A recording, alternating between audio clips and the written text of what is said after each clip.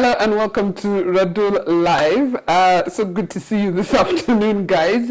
I am here with the Kenya Sevens head coach, Innocent Namcos Simiyu. Innocent, good to see you. Thank you. First and foremost, I can't believe that in all these years I've been on radio and all these years you've been playing rugby at top level or coaching at top level. We've never sat and had a conversation. Yes. I am ashamed and I apologize. But there's always a first time. Yes, true. First of all, can you tell me where the name Namcos came from? Because actually, my full name is Wanambuko. People have always had a challenge to pronounce the whole name. So guys started coining it, started with Wana, then the last syllables, Namcos, that's where it comes from. Wana is a horrible name. At least they set it on Namcos. Yes. So, and everybody calls you Namcos. Yeah, everybody calls you Namcos. Even my mom and my dad, imagine. Even your parents call you Namcos? Yes, my uncles. It's official. I will stop calling you Innocent, please. Although I hear you're a bit innocent because we were having a conversation before the show and I was telling you, I was asking you whether you can sing any of these rugby songs and most of them are not so clean and you're telling me that you're the good boy. Yes, I'm always the guy at the back catching the stories on tour, just supporting us. So I'm never the guys who are out there that's always singing. I'll be there changiing at the back. In fact, because of that nature, I'll get to that when we're talking about your coaching career as a Sevens coach. But I want us to go back to the beginning because I know you as a player, or rather I know your name as a player first. And it's only of late that I've begun to see you as the coach when they appointed you 1, 2, 3, I don't know how many times. We'll get to that. But when did you start playing rugby and why and how? I started playing rugby in high school. My brother used to come from Dago. He used to be in ditches and used to give us stories about the game. And he used to be in the first team, about tackling and running and everything. So we got very excited about it. So when I joined the Nairobi school, of course, Nairobi school is just known for rugby. Rugby was compulsory. So I started playing. The first time I played rugby, I broke my hand. Oh, no. Then I came back to rugby from Form 2. And it's just been a journey from then, From Form 2? This was in which school? Nairobi school. Pacherians. Yes. There's a lot of rivalry, between Pacherians and Changerians and St. Mary's. Is that rivalry still there now? It is. Like right now at Olkambi, the guys who were by Nairobi school before, we always have a golf tournament, us versus the ex-Libons, not the ex-Changerians. Yes. We always win though, but it's always a good in golf, not rugby. Golf. But you guys seem to have, when it comes to school rugby, you seem to have left it to Upper Hill. Upper Hill seem to be commanding school rugby nowadays. Yeah, I think the dynamics have changed. If you look at sports then and now, is that rugby first was opened up during the Mwangimuthe era to go countrywide, and a lot of schools picked it up. One. Then these elite schools, so rugby schools, started focusing on academics more, and that's when now all of a sudden these other schools came up. All right. What about your coaching career? At what point did you decide? Actually, we haven't even got to coaching yet. You said where you started rugby from. You played for which clubs? How did you get recruited into? Was it Impala first and then Queens? And for those who don't follow rugby, playing for Impala and playing for Queens. It's like playing for Gor Mahia and playing for FC Leopards. Or playing for Arsenal and playing for Man United. How? Which one came first? Impala. I started playing for Impala when I was in high school. So they actually recruited me from high school. So I played two games, actually the Eric Shally and the Mwamba Cup finals. We didn't win, but it was a good hit out for me, at least to just get introduced to club rugby. Then I joined Impala immediately after. I played for Impala till 2006. Then I moved to Machine because I was in my last year in uni and I couldn't make the commute to Impala. So I played for Machine during the floodlights. Then after that I moved to Queens. Queens was good. I enjoyed it. The camaraderie, the night outs. But the culture was different in terms because I was coming from a club that played running rugby, whereas Queens was more focused on set-piece rugby. So after a year, I saw, I think I was not really enjoying the approach to the game there. So I just moved back to Impala again. Yeah. So you went across and then you came back and then you went across. What's happened to Queens of late? Not that we're talking about Queens. Queens used to really dominate club rugby, but of late it's become a KCB Nakuru affair, or what you call it, the guys from Kakamega. Yeah, Queens had a very good run during the time Ogre was the coach, and I think Jalango was the chairman. But if you look at the context of rugby, it's the same as what is happening in school rugby. There are dynamics in terms of cycles. The initial cycle was when clubs started offering scholarships. So that's Strathmore came up, and the university sides came up. Then all of a sudden, all the clubs started offering scholarships to their top or good players. Then right now there's a coming up of teams which are sort of like semi-pro, Cabras and KCB, who are players who are on a payroll, and of course they attract the top players. Best. Yeah. So it's more of cycles, and that's how it is. Yeah. You know, there's a belief that people from Ngong Road, of which you are one of them, felt that they owned rugby. But now rugby has spread, which I think is a good thing. But did you own rugby, or it was just a perception? Or is it that because the union is at RFUEA, is at Queens? Yes, I think that's one big factor, the factor that the union, the home actually of rugby is in Ngong Road. But the dynamics have changed. I don't think anyone can say they own rugby, because if Cabras are dominating rugby all the way from Kakamega, and the other teams which are coming up from all those regions, even right now in Nanyuki, there's a very good rugby being played, and in the coastal area. So no one can say they own rugby. But maybe that there's has some been sense late, of, because even Cabras, it's the last 4 or 5 years. I think it's just a sense of entitlement from the Ngong Road side, the fact that they have won the most cups. Yeah, so over the years, it's just an entitlement, but there is nothing to it in terms of owning rugby. I think rugby has really been spread. They have big heads. I used to be a paid-up member of Kenya Harlequins. I think at the time, Herbert Mashiro was the Secretary General or something, and he would literally, Radull, just pay. It's only 10 Gs a year. And I was like, for the whole year? Okay, so I think they had strong, sure, superior. Strong, sure. Something like that. I don't know what their slogan was, but I was a member of Queens for some time. I defected to Mwamba. The club for me and you. I defected to Mwamba because of my nephew, Wayodi. He was my nephew. Nice. He was a very good player. his mom's dad and my dad are brothers. Oh, nice. So he was my nephew, and unfortunately he died on the pitch. Yeah. And Mwamba really came through for the family at the time, and so I officially defected in his honor. Yeah. And Mwamba are doing better than Queens. I don't regret it. But now let's get into your coaching career, because you haven't played for how many years? Actually, even played last year. National team, yes, for a while. Not professional. Played. The last time I played was for Kenya in 2016. Yeah. Then I got injured again. Then I stopped playing. Tell us about playing for Kenya, because we've not gone through that. Yeah, playing for Kenya is very good in terms of you now come and join up with guys as in the best in the country. It gives you an opportunity to play internationally, and also to get opportunities abroad. You have a couple of players who have gone and played pro off playing for Kenya. Yeah, so it's a very good honor to play for Kenya and to represent your nation. Kenya is a unique country, as in the sense that we take a lot of pride in achievements that one does for the country. Yeah. And you played for both 15s and 7s? Yes, I played for both 15s and 7s from 2002 up till 2011. Yeah. Then I got injured in 2011. Then I stopped. I went to coaching a bit. Then I came back a bit to just try and play and see if I can hack it again. Then I made it again. Then I got injured again. Then I said, okay, this Kenya business is done. Yeah. And that's very tricky especially in Kenyan sport, when you get an injury, and I don't know what level of treatment you guys have or what plans you have in rugby, but I know, like, when it comes to football, you get one injury that's a little bit serious and your career is over.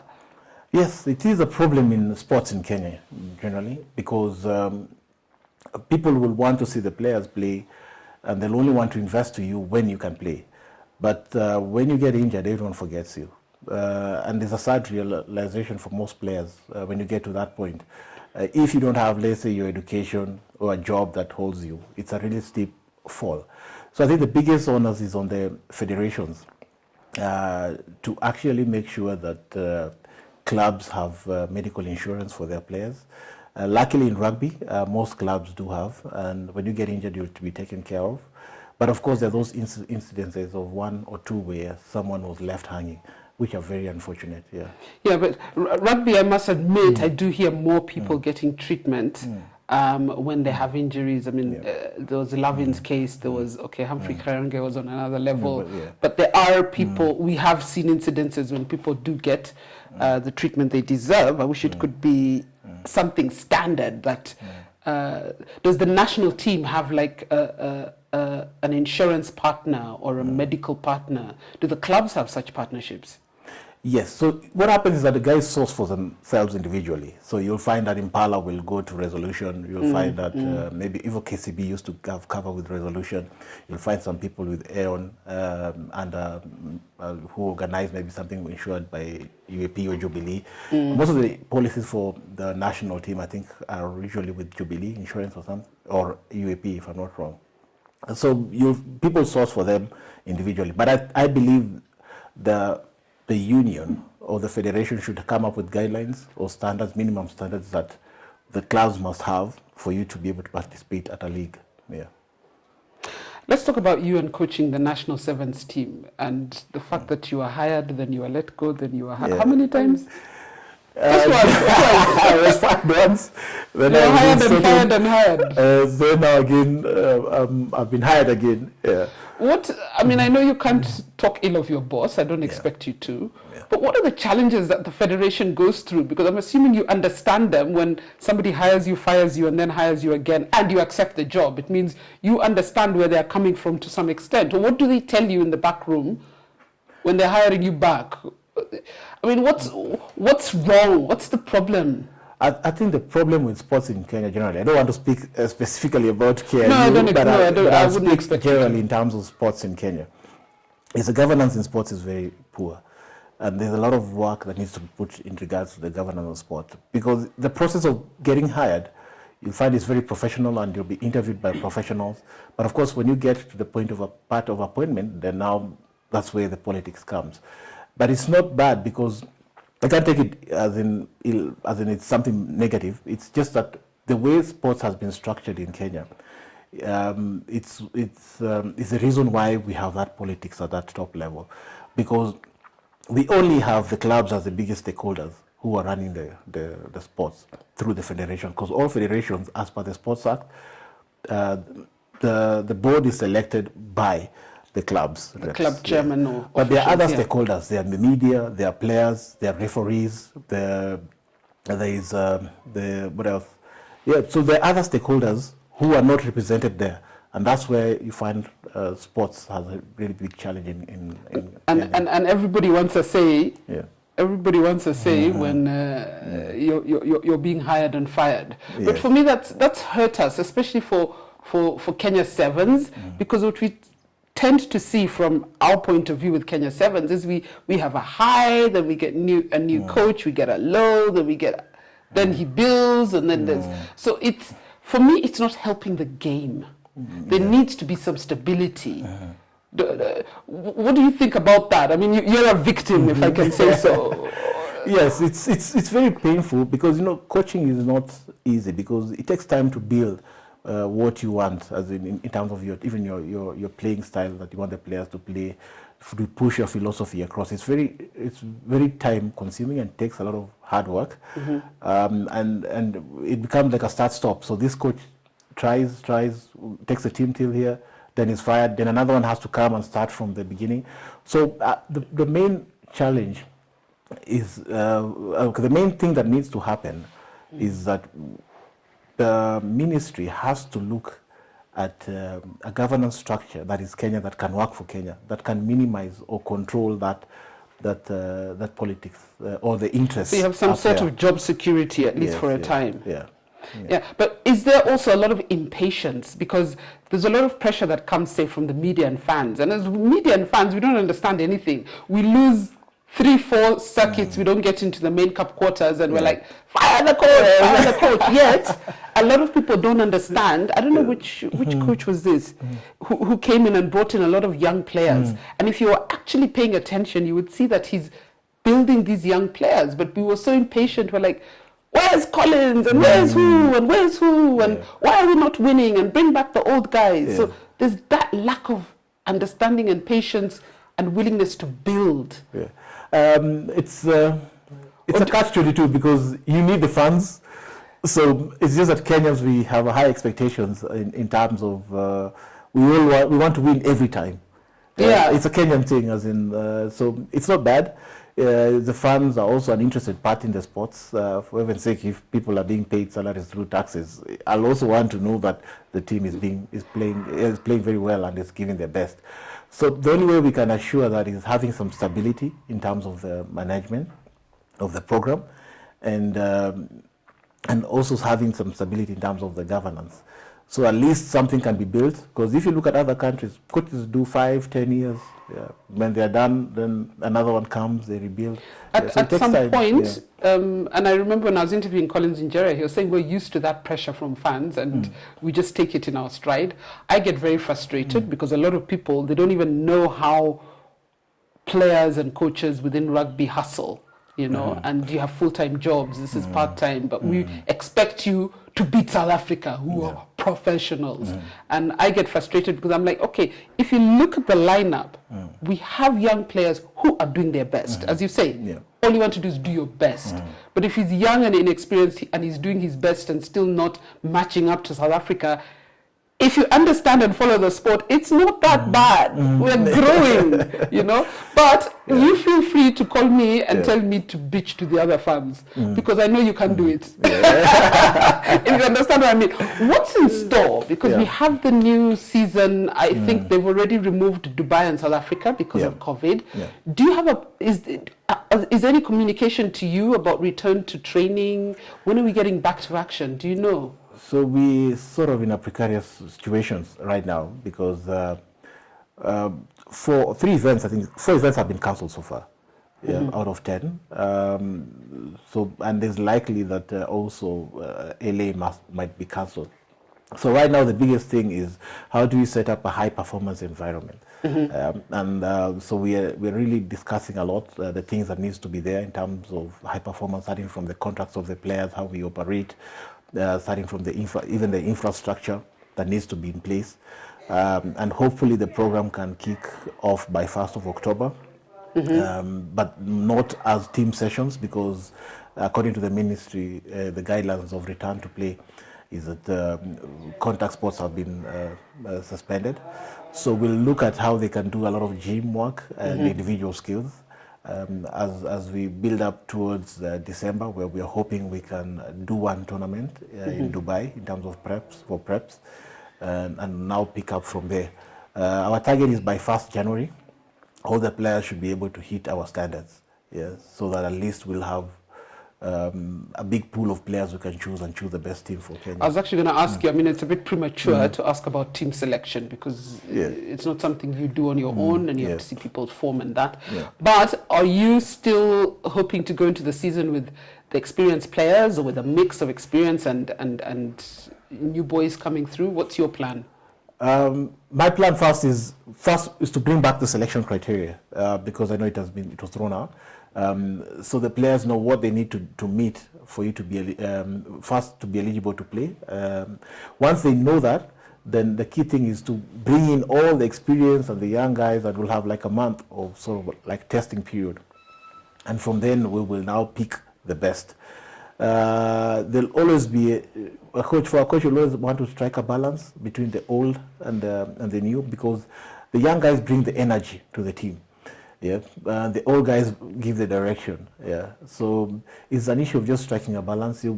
But for sure, you'll not find a team that is heavily weighted towards the old guys, because that will happen. And you can't find a team that is heavily weighted towards the young guys. There needs to be a mix. There has to be a mix. Because at some point, guys, Kenya, at some point, Njara has to retire. Yes, He's not going to play forever. And some of these more experienced players, the Obachis, they have to at some point give way to the younger generation. I want to talk very quickly about 15s rugby. I know you're the Kenya Sevens head coach, but in Kenya, we see a lot of players playing both. Internationally, I don't know if it is as much, because there are players who tend to they only play 15s, they only play 7s. Kenya, what happens in Kenya, and why in the same breath has our 15s been unable to break through to that World Cup position? You see us doing well in Africa. We always go for the repechage and we crash. I think 15s is a specialist game. The biggest problems we have is that we don't have a high performance environment in terms of the gap between our local play and the international is quite huge. Most of the clubs don't have the infrastructure to condition or to skill the players to that level. So by the time they're selected to the national team, there's a gap that has to be filled. Then at the national stage, if you look at the teams that we play against and the teams that are in the World Cup, there's another gap. So there's some systemic, I don't want to call it bias. There's some systemic bias that World Rugby does in terms of how they fund the other nations. And you'll find the teams that make it to the World Cup are well funded as compared to the teams that are not there. So and it's that's like from you have RB, that's from World Rugby. So you really have to be in the top 20 to get more funding. So you have to like sacrifice and work to get there to get more money. So it's so you're on your own to get there, and we already lack the infrastructure. Yes. What would be an ideal situation if Kenya? I mean, we've been promised stadiums, and in Kenya, for some reason, a stadium should be for every single sport. I've traveled through South Africa, and I see right next to the football stadium there's a rugby stadium. Because it is not the same thing. I think apart from the Shark Tank in Durban, they never used to use a rugby stadium for football as well, and vice versa. But in Kenya, it's like rugby has grounds, and then we have poor excuses of stadiums for football. What would be the ideal situation for rugby? The ideal situation is we need to move away from corporate or briefcase clubs and go to community teams. And you see, once you have a community team, then it's easy for the government to invest in that community. Unless I give you a stadium, and then you have programs that support and lead up to that stadium. Because having a stadium is not enough if there are no programs that will bring in the numbers. There have to be programs from 8th grade rugby to the seniors rugby played from the community level, and now the community team plays there. I think that is where the biggest problem is, because if you look at most of the teams in Kenya, they are briefcase clubs, so it's not a community team.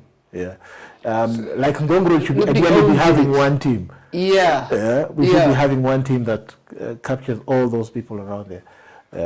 But is rugby around the country? I know you mentioned earlier how Mwangi Muthee tried to make sure that rugby wasn't a Ngong Road or even a Nairobi affair. But for that to happen, it means almost school games around the country having strong rugby programs. Yes. That's just a dream or what? It's not a dream. I think Mwangi was right in his vision, because rugby, for us to be a top nation, then rugby has to be played across, and we must start getting the top talents early.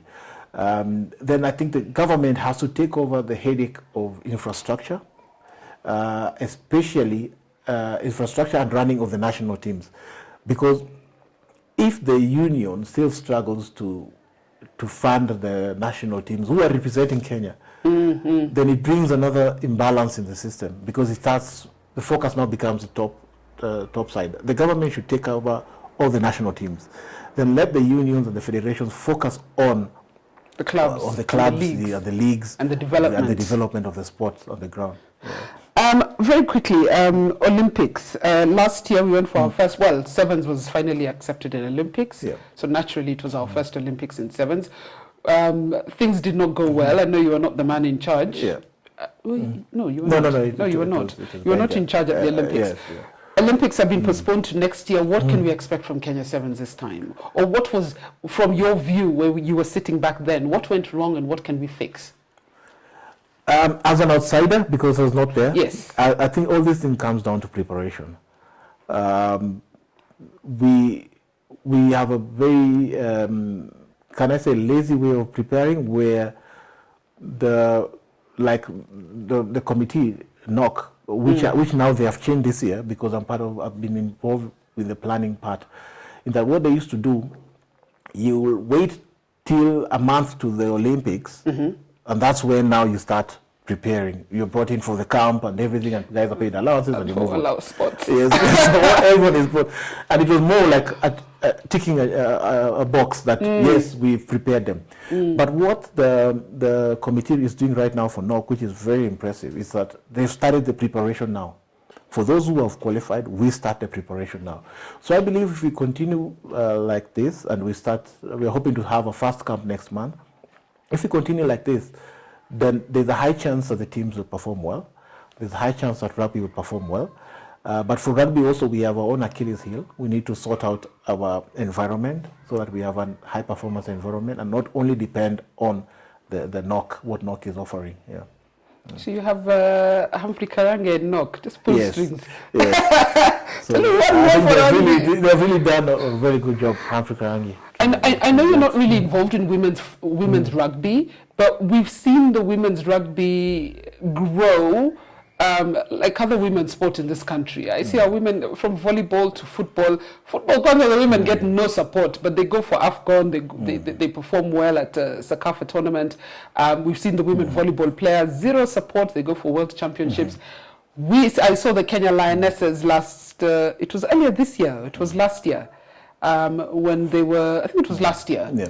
They went for qualifiers, was it in Tunisia? Yes. And then they were one of the first teams from Kenya to qualify for the Olympics with zero support, but they still managed to do that. And do you think our women they're obviously not getting enough attention, but what is the situation within women's rugby? As an insider, what can we do for women's rugby? For me, I always believe that women's rugby is like the gold mine that Kenya Rugby has not tapped into. Because there's a lot of very good players across the country, and it's just spreading the gospel so that you can recruit more, have more leagues in the country being played. But the other thing that we have to do also is the lobbying part, in terms of, if the government, through Sports Kenya, had a standard that if you played for the national team, this is what you get. That's it. It would make a very big difference, because if you look at the pay for the women's and the men, it's very different. I've seen those pay slips. Shame on us. It's very sad. So they're not children of a lesser God. So, and you're all representing the nation. So representing the nation should be about pride, and there has to be standards that the government must set. Let the federations focus on spreading the gospel down, and then the government takes care of the national teams. I just want to quickly discuss marketing and sponsorship and how rugby operates. And I'm doing this in relation to football. And most of the people who view this show are actually football fans, but the rugby fans are there. But there are things that rugby seems to have done right. In terms of a lot of clubs have sponsorship. You're mentioning the insurance sponsorship that most clubs have. We've seen you guys have the Safari Sevens every year, which is a well-attended tournament that has become an event. For some reason, rugby has managed to attract a better number of fans. I know when the Kenya Cup is played, because the fans are divided, it's not as good as when there's a national game. But there are some things rugby does right. How do you manage to get all those sponsorship, but what can you do to get more? Maybe outside looks like it's all glossy, but it's the clubs do struggle. It's not glossy. Trust me, when I was at Bomber Sports, I learned a lot about the insides of rugby, and it has its issues. Yeah, so you find that soccer even actually has more money than rugby. They even pay their players more. But at rugby, there is a support system in that I may not pay you this, but we, as a club, we can pay for you school fees. Yep. So a lot of players are still have gone back to college, and then we see when these guys grow up and they become someone in the society, they also want to give back. So that giving back sometimes comes in terms of sponsorship, or will offer you free medical covers for the team. So it's more about the community that is growing.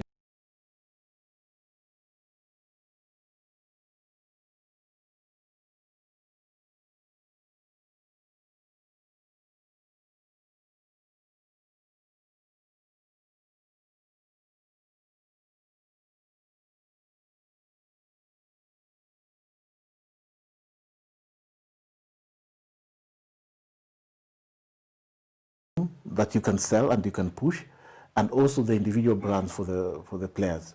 Yeah, so try and get some brand ambassadors that you can push, and you'll find that corporate companies will be willing to associate with certain brands, whether it be the players or be it the team. And start talking in regards to your brand and pushing your brand. Yeah. Actually, that thing of a community really makes a lot of sense, because a lot of the CEOs who sign the checks that sponsor the rugby clubs used to play rugby. Yes. and I think the difference with football is that football, believe it or not, is supposed to be fully professional. As in, most footballers, especially in the KPL, don't have other jobs. Yeah. Most rugby players, even in Kenya Cup, have jobs. Yes. Which is, it's a plus and a minus, because then you look like you're better off. But is that money really coming from rugby?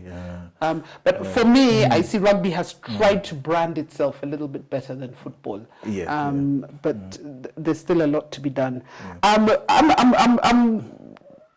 Think I'm done for the 1 hour. I wish we were live. Unfortunately, Kenya Power messed things up.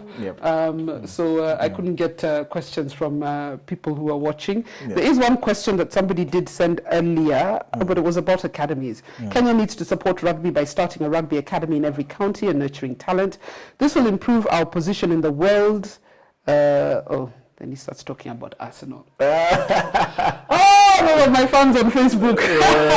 But I mean, he's raising the issue about academies, which I think we have covered. Do you have any parting shot? Do you have anything you'd like to tell people, tell the fans in terms of being patient with you, or tell rugby players who are starting out and wondering, how do I get into the game? How do I reach the top level? How do I join Kenya Sevens and I'm only playing in school? For the fans, the biggest thing is your support is what we need. Be it backlashing us or supporting us, all of that is the support for us. Any interest in the sport, anyone watching, we appreciate that. That's it, because we need those numbers in terms of support, so that we can be able to get more resources to finance the team to play better. So it's a catch-22. So for us, whoever supports us, sometimes the performances might be good, sometimes may be bad. If it's bad, critique us. We accept. We all know it's bad. As in, we can't hide that when you have lost, you have lost. If you played badly, you played badly. So, but when we play well, we also want you to celebrate. And if we continue being honest and supporting each other, then I'm sure we will be a nation to reckon with. But I always tell fans, criticize when you know you've also done something to prop you up.